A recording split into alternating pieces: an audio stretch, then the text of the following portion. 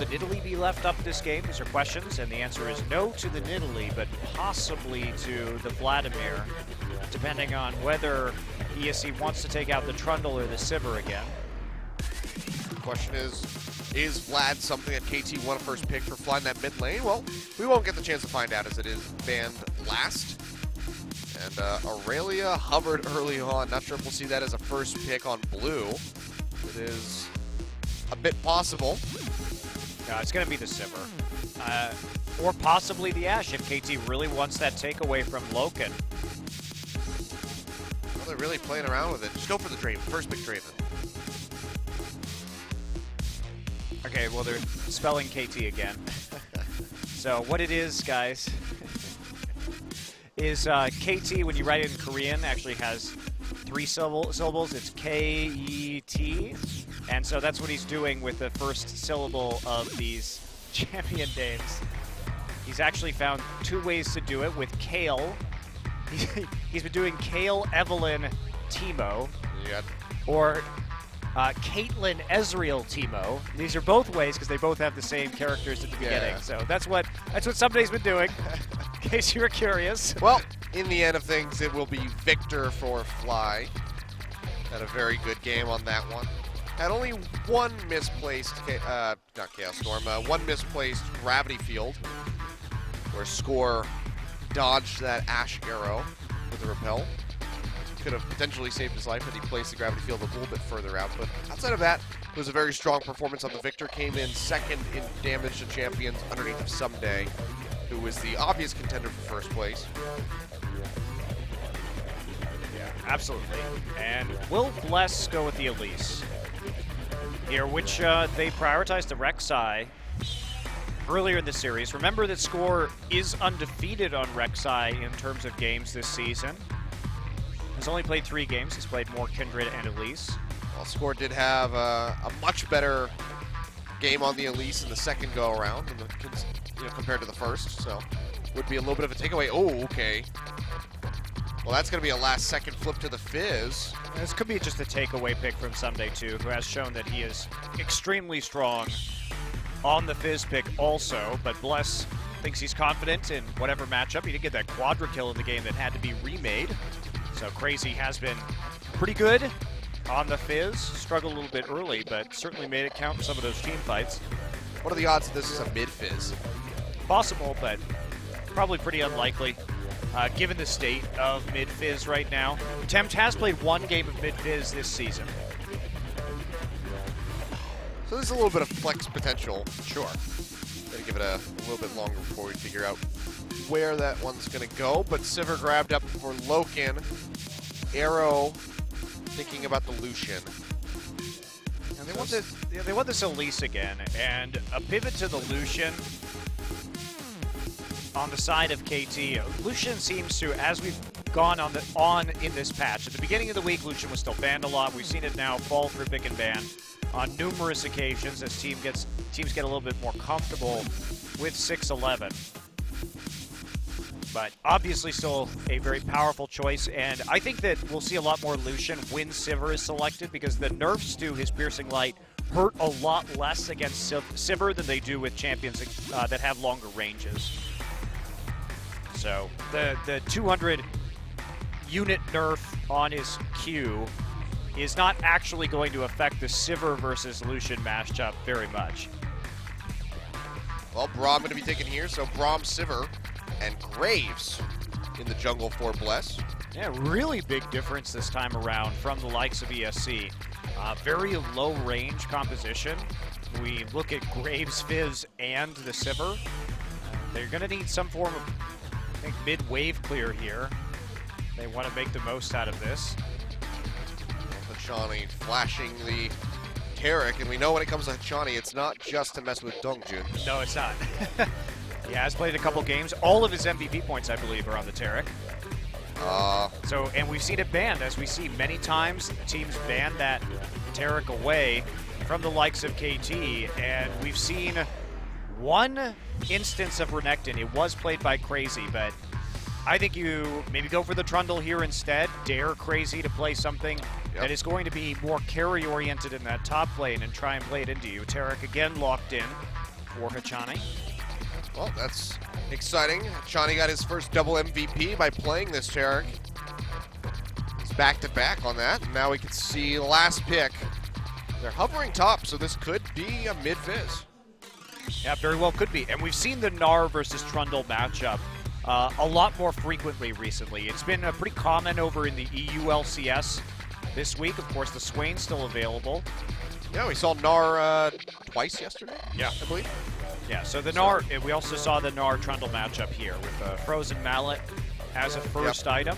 And I'm not exactly thrilled with that matchup. I think that if you are going to be doing that matchup, you should be building Black Cleaver first so that you can actually just go toe-to-toe with the Trundle and use your range advantage to really abuse him. But it was a pretty poor Gnar. It was. That we saw. Expression, Expression. He whiffed some of those Gnar ultimates, but instead... Oh, that first one was just oof. It will be the Swain. So I don't really know what to say about this, Achilleos. Mid-Fizz for the second time this season, this time up against the Viktor. Basically, there's not going to be any early wave clear from the likes of ESC Ever. And if KT actually starts to group up and 4-1 push here, they're going to be in a really big trouble because LokeN, sure, he's got the Ricochet and the Boomerang Blade, and Sivir's wave clear is excellent, but wherever Sivir isn't, you're going to have to either have a Fizz trying to clear the wave with an E, or Swain walking up into the front line and attempting to clear with his ultimate. And that is going to be quite painful for any kind of defense here. So yeah, or you have to draw your Graves away and use end of the line. Yeah, use end of the line, use your ultimate. It's just not very pretty when we compare it to the poke that KT is going to have, because they just have to get so close to the wave that avoiding a culling or a death ray is pretty much impossible. Yeah. Well, there's a last-second flip there on the summoner spells. Fly does have exhaust. So not going to have the Ghost, and not going to be able to match the mobility of Tempt on this Fizz, who's running teleport. So double TP on the side of ESC. Some playmaking potential there for sure for them.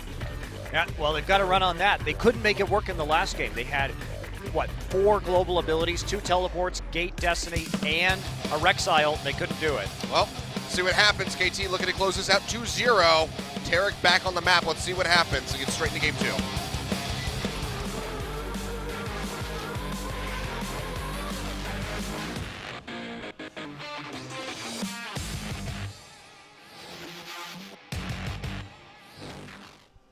All right, another Infernal Drake. It's a spicy night here tonight. Well, it is now. It didn't start off as one. Well, the KT fans are definitely here today. Yeah, they are. Getting into it now. And so one of the reasons why Fly took the exhaust is because Hachani has Ignite, and you do need to be able to deal with that. I am surprised that they wouldn't take double exhaust here, considering that Sivir is frequently within exhaust range. So taking that can be beneficial, and especially when you're dealing with a Fizz in the backline, especially with a Fizz with teleport, where he might just show up in the duo lane, and you're probably going to be pretty sad you have Ignite if you find yourself in that position. We'll see if Tempt can throw Chum the Waters a bit better than Crazy can. Yeah, that was disappointing. But hey, Crazy got that quadra kill. If you give it to him, he did well when it counted. He got a kill for every person he missed with Chum the Waters. That's true. But yeah, we'll see how this one goes. Viktor gonna have a bit of a hard time, getting that the Chaos Storm. Well, getting the Chaos Storm on top of him is also going to be difficult, but it's going to be the Gravity Field on top of Fizz to try to lock him up is going to be a very difficult task. Yeah, well, what you do in this matchup, as we've seen many times before, is you just put the Gravity Field on yourself. Yeah. If he tries to all-in you, you have a shield, you just Q him, and you just stand in the middle of your Gravity Field and dare him to, walk on top of you, because that's the one place you can't be. Because if he gets stunned, you can also just put the Chaos Storm on yourself. So I'm not exactly convinced that this is really the matchup that they wanted, because Viktor does have a lot of answers to a Fizz all-in. Sure. Well, Hachani going to go invade onto Bless here. Gets the stun off. The old Dazzle. Here comes Crazy. He's going to have the E, though. Can't take the red away. But Hachani just going to try to mess with him as best as he can.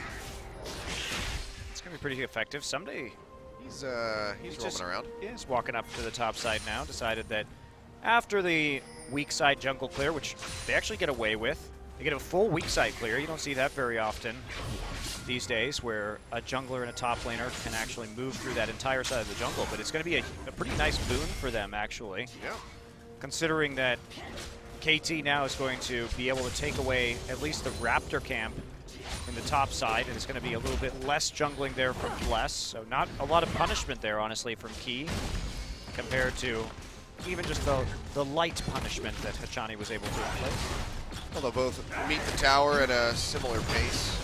Someday going to be able to help whittle this one down a bit faster than Crazy can, obviously. So but overall, both of these should fall at similar times. We'll see if we're going to swap back immediately after this take, or if we'll end up with a 2v2. Well, KT would probably like to have standard lanes. Yeah, Lucian does pretty well there. There's two schools of thought here. Either they want to keep Tempt bottled up as long as they can without using his teleport, which obviously has a lot of value, but having that Lucian up against the Sivir is also very nice.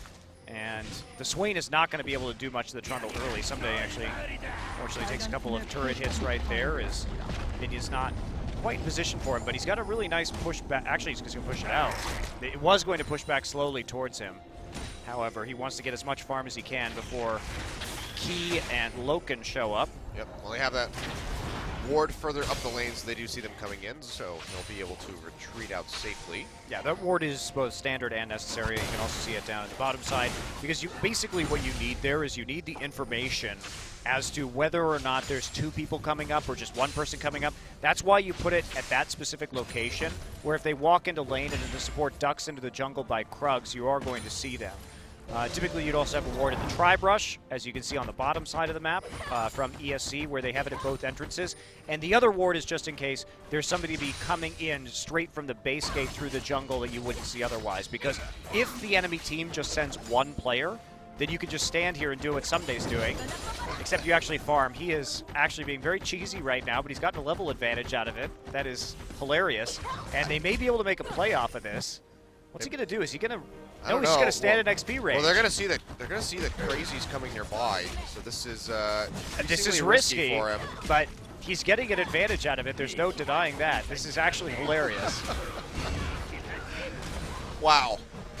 This is some of the most creative, cheeky play. Look, KT has been very creative in their lane swaps. Most of the time it hasn't worked. It looked really dumb in Game 1 versus Rocks. It looked pretty dumb in Game 1 versus ESC, but are they finally getting away with it as we take a look at the experience bar right now? Well, he's not getting these melee ones, obviously, but the ranged. Yeah, the ranged ones he definitely is getting.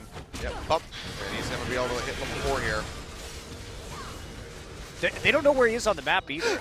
They have no idea where he is right now. They're probably super confused. If they decided to just check this bush, he would be so screwed, but...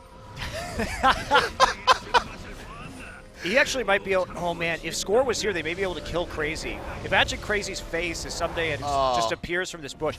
Oh, man. If they can get this kill, this is like a legendary outfoxing in League of Legends. The ability to do this is just absolutely ridiculous. He doesn't have wards. He's got the ward in the river now. He's got one on the other side of the wall, and Crazy Ssumday has a level advantage. Playing up, yeah. Crazy should be scared out of his mind. He has no Score. idea what's going on. Hey-o. Oh my god! How's it going, Swain? Well, he's going to flash away from the cocoon. The pillar comes down. TP is being matched. Actually got canceled out by the look of it. Interrupted by Hachani in the mid lane, who will die for it. But Hachani interrupts the TP from the Fizz. Fly not there to capitalize, but wow, what a play from Ssumday. That's so ridiculous. That is amazing. I mean, it's so dumb, and it shouldn't work, and you should be punished for that. And that's how I feel about all of KT's like weird lane swaps that they've been doing recently, is that I understand sort of why they're taking them, but it's like high risk, sort of low reward. Even that play was high risk, low reward, because Hachani was wandering around the mid lane trying to prevent the double TP from going up. So did they really get anything out of it? No.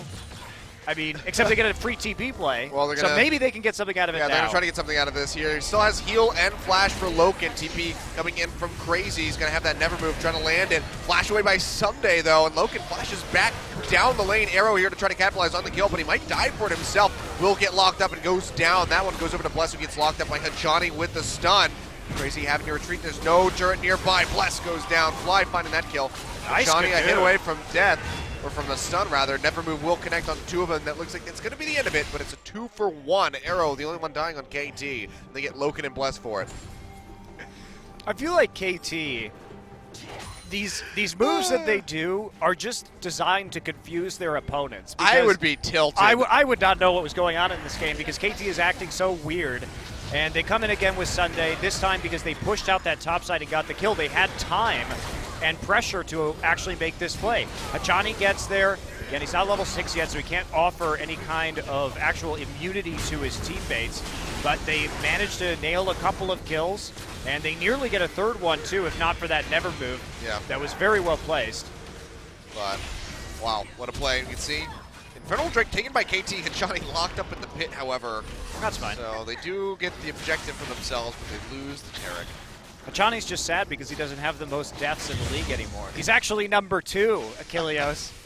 I need to face check more. Number 1 would actually probably surprise you. It's Gorilla. Oh, damn you. You knew that because of yesterday. I did. Yeah. I've also been paying attention. Nice. It has been surprising to see Gorilla have a pretty bad season. By Gorilla standards, who has consistently been one of the very best players in the entire world. So. Well, yesterday was the first mark of Rocks potentially turning things around for themselves. So we'll see if they're able to continue that upward path as we move deeper into the split. They do play against Jin Air in their next match. That'll be on Wednesday. No, Thursday. Thursday next week. That'll be a good one. So yeah, that'll definitely be a really good one. That'll It's also going to be a weird. be a major power struggle. It's going to be a battle between the team with the most deaths in the league, which is the Rocks Tigers, versus the second least deaths, which is Jin Air. And to put that in perspective, Jin Air has 88 deaths. Rocks Tigers have 203.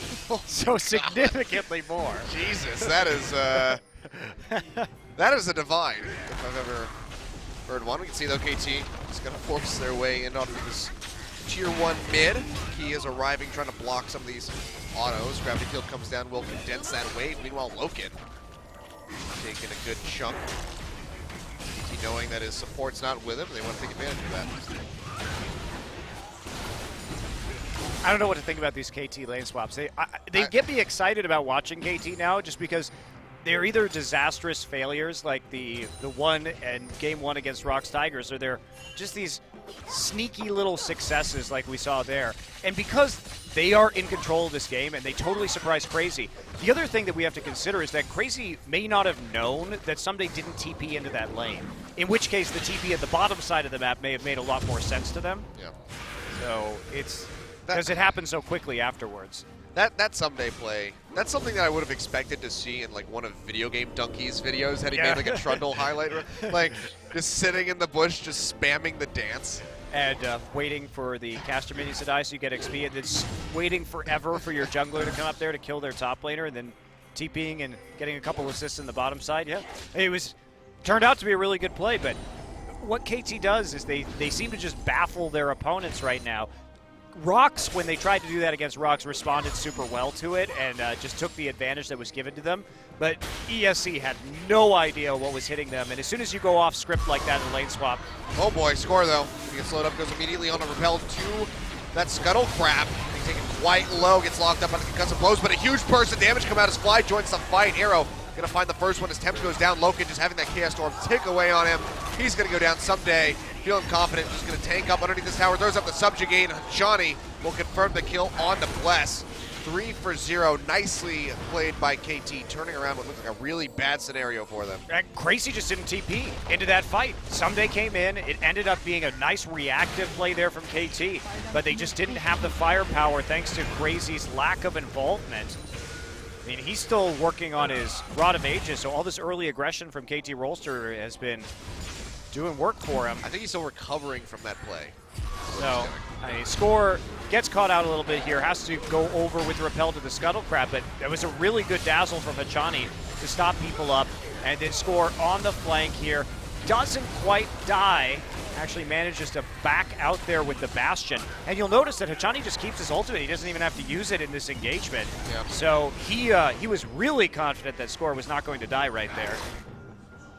Well, calculated. And KT come up with a really big lead. About to be 3,000 ahead just 12 minutes into this game. Which is not a bad figure to have, gaining 1,000 every 4 minutes. Yeah, it's been a bit of a whitewash here for KT Rolster. They're certainly having an easy time this game. Bastion again. They want to set up this play onto Bless, most likely. Yep. Oh, well, Cocoon not going to connect on anything. Never move comes down. Nice repel dodge, however, from Score. Just take a little bit of damage from the end of the line. Will be safe. You have to wonder how different things would be if that first game hadn't had to be remade. If ESC could have come out on top of that one. Yeah, it was a close game, but I still think that KT was probably going to win that just from the play that KT had done. Yeah, they had taken a couple bad team fights, but they had the Infernal Drake. Uh-oh, Fly. He's going to juke out the Glacial Fissure with the Ghost, trying to get out of here. Doesn't have a flash available, and he's just going to walk out 1v3. Well, Hachani was there anyway. Even if he had gotten hit, I think Hachani, with those boots of mobility, may have been able to get there in time in order to save him. Still, just not even getting the catch to try to blow him up. Fly has looked nicely played. Fly has looked a lot better today, honestly. That he has. You know who hasn't? Bless. He goes down. Arrow finds the kill. He's getting found out in his own jungle. AT can just pressure out everywhere on the map right now, and Bless suffers for it.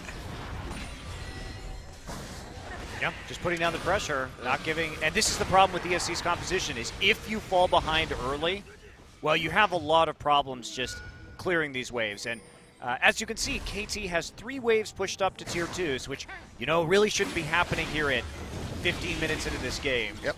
But when now they're going to have 2 Infernals. Yeah, when you don't have any kind of wave clear whatsoever that isn't melee range besides a Sivir, you are going to find yourselves in these situations. That's why it's so important that you use your double teleport correctly to counteract the pressure and to punish the pressure. What ESC had been hoping to do this game was to have them push forward and then collapse on them with greater global mobility. But didn't actually happen that way due to them being basically confused by what KT was doing, which was legitimately confusing. So Yes, it was. Tempt, though, finally finishing that Abyssal Scepter. Going to try to mitigate the damage that Fly has, but he is down by almost 40 CS right now. See Fly on his way to his own Scepter. Has the Fiendish Codex and the Negatron already completed. And Rift Herald is going to be taken taken away by KT with 4 members. Actually, all 5. Why not? Well, what else are they going to do? They have nowhere to farm right now. Yeah. So they have time. Give it over to Ssumday, who has already built himself quite the little advantage. And he'll be able just to continue on his merry split-pushing way, just like last game. So why is it that Hachani has been one of the only ones to pilot this Taric that we've seen so far? We've seen it a couple other times, but not really with much success. I mean, ESC is the other notable team that's Key's played it twice. So I don't know. I think it does have a rough laning phase. I think that's one of the main reasons. Obviously, when you get into the late game and you have that insanely powerful ultimate, double invulnerable field. Double invulnerability field, like that seems great. Also, the fact that you have double line stuns that pierce, I mean, that's pretty impressive too. But I think the trouble is that the delay on the dazzle in a laning phase is quite predictable, and okay, you know, Hachani has to really get in the mix in a lot of these games. If Taric is also less tanky than you think he is. Like, we saw Gorilla try and play it, and Gorilla would just die in the front line because... Well, he's been doing that a lot. Yes, but he didn't seem to know that Taric doesn't quite have that same durability as some of the other melee supports like Braum or Rolster. Just interesting to see that he's been one of the more untouched supports as far as all of LCK is considered. We see Wolf just spamming people like Nami and Soraka even. Some of the Waters comes out, nicely dodged though by Score. Yet again, he's been really on point with those repels in both of these games. Kurt goes down, Chaos Storm, but on the hunt will take LokeN out of range. I love how aggressive Fly's been playing it. Yeah. They've missed some of the pressure from the mid lane, typically with Fly, who didn't look great last season in the spring. Came back from China, wasn't in peak form, despite being, at least when he left for China, when he played on the Jin Air Stealth, a very promising up-and-coming mid laner. But in this game in particular, or this series I should say, I love how he's been putting the pressure on with the Viktor. He's not afraid. Right there, he saw the spell shield go down, and he was like, well, maybe I can just one-shot her with QR. Tried his best, nearly accomplished his goal. Yeah, and he got the ultimate out of her. So, only thing that kept her alive there. Well, LokeN did have flash and heal, so I guess he wouldn't have died in any scenario, but he could have gotten more summoners. Well, if he expected that burst damage to come through, that's the thing. Yeah, that is true. You have to correctly predict that one. But I like how Fly played with the Chaos Storm against the Twisted Fate in the last game. Just has been more of an active force on this team than we've seen from him for most of his professional career, at least on KT. Well, Tempt's got to be trying to think about when he wants to sell this Dark Seal, because that hasn't netted him a whole lot.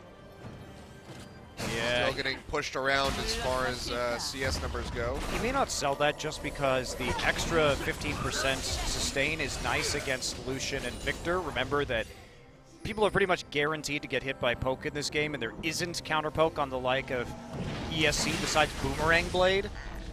Yeah.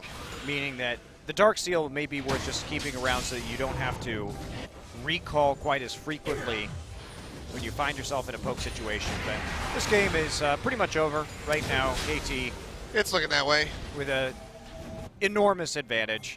Ssumday has decided to go for a Spirit Visage, actually, before completing his Ravenous Hydra. Yep, just going much more conservative this time around. Yeah, very conservative. But although it's nice though if you do scuffle and you back off, the extra healing from the Spirit Visage will be affecting your passive, so that you get a little bit more. Yeah, that's very true. HP out of the tribute as the minions crumble around you. Looks like KT just want to force their way in to this tier 2. That's going to be the Glacial Fissure coming out of the key, but wow, look at him. He just vanishes under the damage from Fly. They won't be able to get the turret, but they still get that pick. Dragon's coming up in 38 seconds. KT probably just looking to hover between mid and bot and then back off and take that next Drake. Yep. Well, they have that opportunity. They can also just keep putting on the pressure here. You can see Fly with the poke, and lack of wave clear, man. This is, if you choose low wave clear compositions, that you need to get the picks early to keep people off your turrets, because if you fail to do so, this is what happens. Well, zoning Gravity Field. ESC back off, the turret goes down. And now 10 seconds on that Drake. Be damn sure that KT are going to be ready to pick it up. Or they could just, well, they might just go for this tier 2 in the bottom side. Actually. No, let's just go for the Drake. You got the one in top lane. You're going to get the one in the bottom lane eventually. Here we go, triple Infernal. Oh my god. This is just filthy. Well, they're already dead, Riot. That's one of the reasons why Fly is able to one-shot Key, although Key picking up some magic resist now. Good god. Yep, 24%.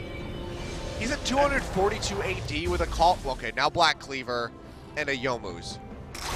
Yeah, I mean, Viktor's at 337. So good lord. It's getting up there, which, you know, 337 for 20 minutes into the game is Trundle with Tiamat good. having 208. Yeah. It's just, oh god, that's just ridiculous. Yes, it is. I can't believe they tuned that high. It does need a nerf. Like, could you imagine if a Veigar actually got ahead? Hey, new Cassiopeia can get a lot of AP too. Doesn't even have to build boots anymore. Yeah. It saves you 300 gold. Also, most importantly, saves you an item slot. Yeah. Well, look at those pink wards, actually, as our observer shows us coming down from KT. 5 pink wards. I love the way they think, Achilleos. Because as we know, those who think buy a pink, and everybody on KT is thinking. I'm telling you got to brand that on a shirt. Maybe I should. It would sell. I forget what I had another shirt. I don't. I had another shirt idea when we first see, talked about. Oh, I remember. What was it? It was MSI don't work for substandard rates. Yeah. I don't think it should be on a shirt though, just because those who think buy a pink, that's just wearing it. It's not you looking at it. What I need to do is make it on like a plaque that people put above their PCs while they play League of Legends. Their mouse pad, maybe? Yeah. No, you need to have more, maybe something that attaches to the top of your monitor. Like a sign that attaches to the top of your monitor. You need it in vision at all times. All right. Just get like a little, well, just a flag that they can hang on the wall over top. And it just has a picture of you like crossing your arms, staring sternly at them. It's motivational, man. Pointing at them like, you! Be smart. Buy a pink ward. Sell your Dorans.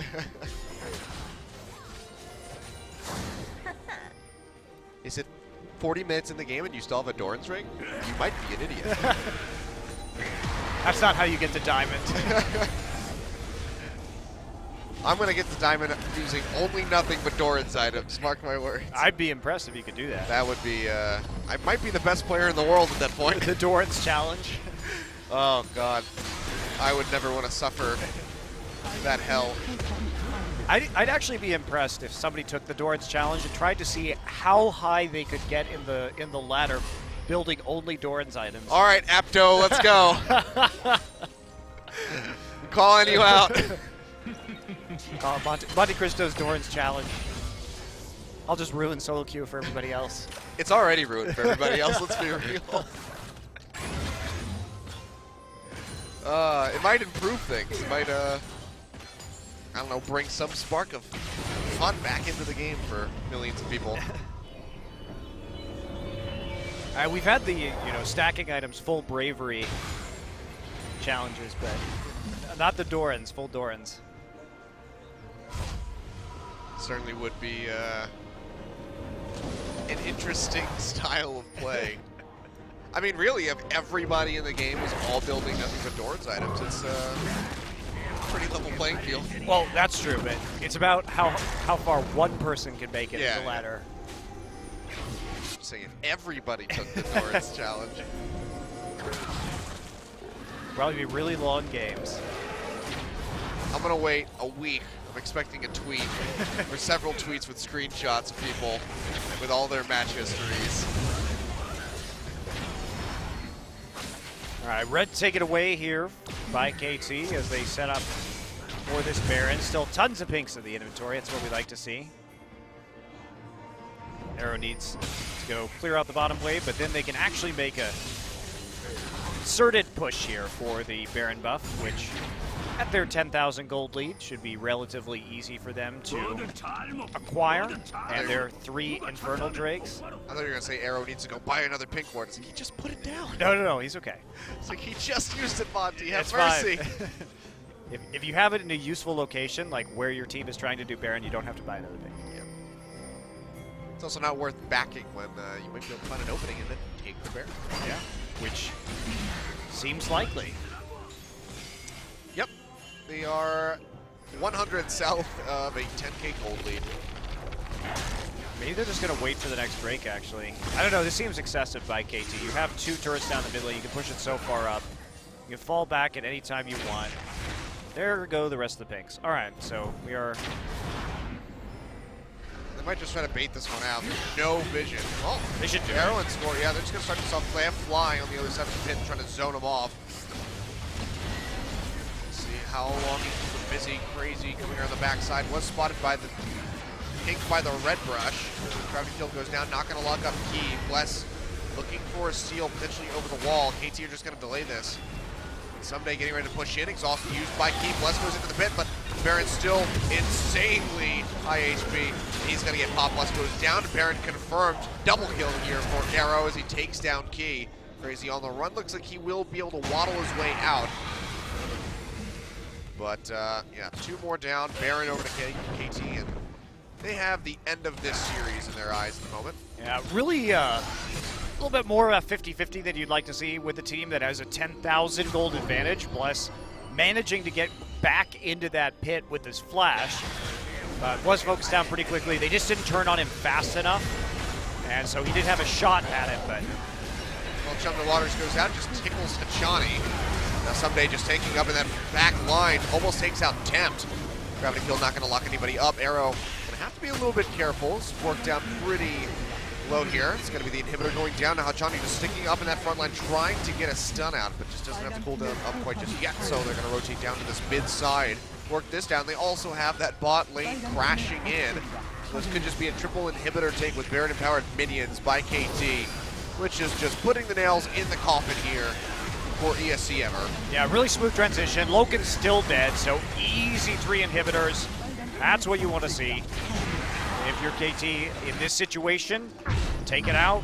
Don't push too far. You can go back. You can take a Drake on your way forward again. It's going to be Ocean, because why not? Now, you really don't need Ocean right now. You should just go kill them. Yeah. Better just to use your Baron buff for as long as possible and make sure that they can't keep the super minion waves too far out of their base than actually go for this Drake, because you're not going to be in a situation where this Drake is actually useful. So the one argument to take it at Kilios is that you want to take it prior to 29 minutes so you can maybe secure another Drake in case everything absolutely goes wrong. But it's going to be another road. No, it's going to be Mountain. Okay, so that is a justification for doing that while the rest of your team recalls. Really need that Mountain Drake to take out those Nexus towers. Hey, that's a smart play. You want to make sure you give yourself the highest odds of winning, and if everybody else is back, yes, it delays this push just a little bit. Yes, they get an opportunity, especially in that bottom wave, to push out the double super minion waves. It delays your Baron buff, but I think ultimately if you're going to make that conservative play, then you should, that is a smart way to deal with things. Yep.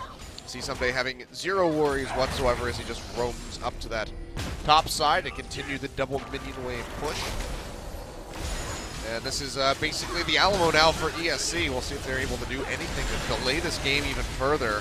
Plus already getting chunked out. Chaos Storm comes down. Key just completely locked up, and he's going to be the first one to fall as Arrow finds the kill. Tempt sitting in the Zonias. Doesn't have much of anywhere to go. Flashes away. Will be able to use a Troll Pole to get out, but Crazy goes down on the other side of the Spectrum. Fly finding that kill. Now Bless goes forward, dies immediately. LokeN will barely be able to retreat, but the Nexus goes down. Ssumday finishing it off.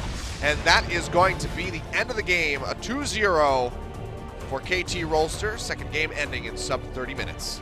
Yeah, what a tricky play there by Ssumday, and KT really bolstered by the triple Infernal Drake that they were able to get early. Sort of unlucky there for the likes of ESC, considering the woes that they had in the early game were only magnified by the dominant Drake control that then turned out via RNG to be 24% extra damage. There's basically no hope in that situation. Like, you can't come back from that. Yeah. Rough stuff for ESC today. Having a chance to potentially win that first game, and then the bugs coming through, forcing a remake, and then a 2-0 finish here for KT. And look at that Fly taking off with the damage, 18.6 thousand, beating out Arrow by almost 6K, and damage on the side of Ever just not really there. The Fizz definitely suffering a lot. Tempt just not able to show up against that Viktor. Yeah, I don't really understand that Fizz pick. I think it is tough to play that into the Viktor, considering, as I said, you could just, if he tries to all in you, you just Gravity Field and Chaos Storm yourself and